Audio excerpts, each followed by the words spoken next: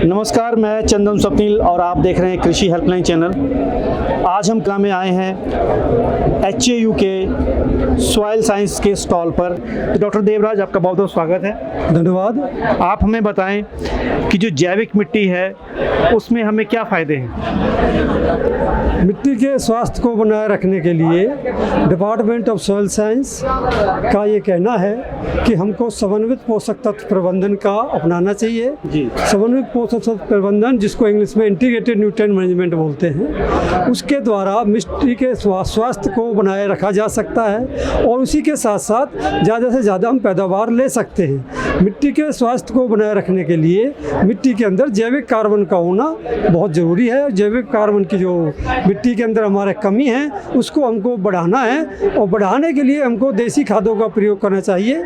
देसी खादों के द्वारा हम मिट्टी के अंदर जैविक कार्बन की मात्रा बढ़ाते हैं तथा जिसके कारण जीवी मिट्टी के जो गुण हैं, रासायनिक गुण हैं, भौतिक गुण हैं और जैविक गुण हैं, तीनों प्रकार के गुणों को हम बना के रख सकते हैं और मिट्टी का जो स्वास्थ्य है, मिट्टी की सॉइल की जो हेल्थ है, उसको अच्छी तरह बना के रख सकते हैं। इसी के साथ हम पैदावार भी ज़्यादा ले सकते हैं और ज़्यादा पैदावार लेने के लिए हमको देसी खाद और रासायनिक खाद, दोनों खादों का प्रयोग, समन्वित प्रयोग करना बहुत ज़रूरी है। अकेले देसी खादों का प्रयोग करेंगे हम तब भी हम बहुत ज़्यादा पैदावार नहीं ले पाते हैं और अकेले रासायनिक खादों के प्रयोग से भी हम बहुत ज़्यादा पैदावार नहीं ले पाते हैं। और देसी खादों में हम सबसे पहले गोबर की खाद का प्रयोग करते हैं। इस खाद की मात्रा 6 टन प्रति एकड़ के हिसाब से यूनिवर्सिटी ने सिफारिश की है। इसी के अलावा जो केचुए की खाद है उसकी मात्रा 3 टन प्रति एकड़ के हिसाब से सिफारिश की जाती है। इसके अलावा शुगर मिल की मैली है, वो भी एक जैविक खाद है जिसको ऑर्गेनिक मैन्योर कहते हैं, उसकी मात्रा भी 3 टन प्रति एकड़ के हिसाब से है। तथा मुर्गी फार्म की जो खाद है वो 2 टन प्रति एकड़ के हिसाब से किसान भाई प्रयोग करें। इसी के साथ यूरिया की जो मात्रा है, जिस फसल में जितनी सिफारिश की जाती है यूनिवर्सिटी द्वारा, यूरिया की पूरी मात्रा दें तथा DAP को किसान भाई आधा कर दें पहले साल।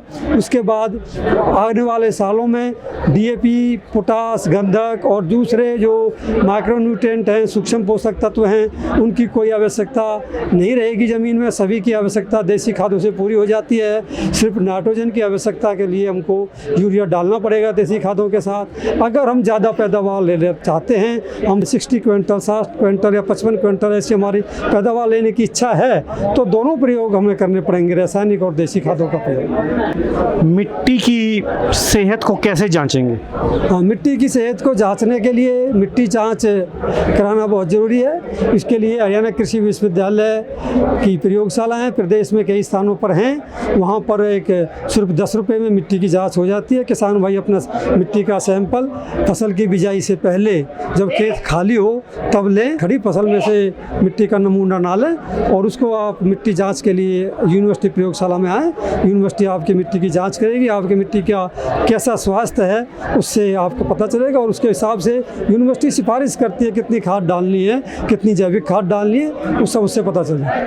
डॉक्टर साहब, देख रहा हूँ मैं ये फसलों में नाइट्रोजन एवं फास्फोरस का महत्व और कमी के लक्षण, ये क्या है, इसके बारे में ज़रा बताइएगा। ये एक पोषक तत्व है जो पौधों को सबसे ज़्यादा आवश्यकता नाइट्रोजन की होती है। इसकी कमी से हम ज़्यादा पैदावार नहीं ले पाते हैं, पौधे बढ़ते नहीं हैं, फसल पीली हो जाती है और ज़्यादा मतलब है कि अच्छी नहीं रहती है, बढ़वार नहीं होता है और प्रोटीन की मात्रा भी घट जाती है। तो नाइट्रोजन बहुत ही आवश्यक पोषक तत्व है। इसके लिए यूरिया सबसे अच्छा खाद है जिसके द्वारा इसकी पूर्ति की जाती है। इसके अलावा फास्फोरस है जो भी बहुत ज़रूरी पोषक तत्व है, जो पौधों के लिए ज़्यादा फुटाव, जिससे पौधों को होता है, जड़ों का विकास होता है और पौधा अच्छी फसल देता है। और उसके लिए हम DAP की सिफारिश करते हैं। DAP के द्वारा और सिंगल सुपर फॉस्फेट के द्वारा इसकी पूर्ति की जाती है। अगर कल्लर ज़मीन है और उसमें बाग लगाना है मुझे, तो उसमें मिट्टी लेने का जो नमूना है उसकी विधि क्या, उसके बारे में बताइए। बाग लगाने के लिए जो नमूना लेने की विधि है, वो गड्ढा खोदा जाता है करीब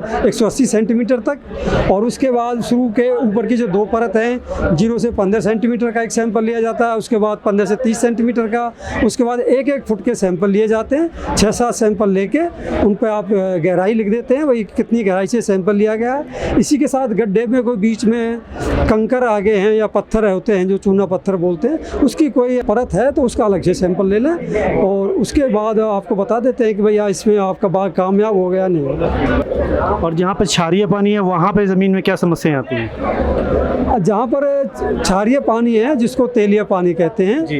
ये पानी ज़मीन को धीरे धीरे ख़राब कर देता है, मिट्टी सख्त हो जाती है और उसको फिर पैदावार वो मिट्टी नहीं देती है। इसके लिए जिप्सम सिफारिश की जाती है, उसके लिए ट्यूबवेल के पानी की जांच करवा लें, जिससे जिप्सम की मात्रा का पता चल जाता है कितना आपको देना है। डॉक्टर देवराज, हमसे बातचीत करने के लिए आपका बहुत बहुत धन्यवाद।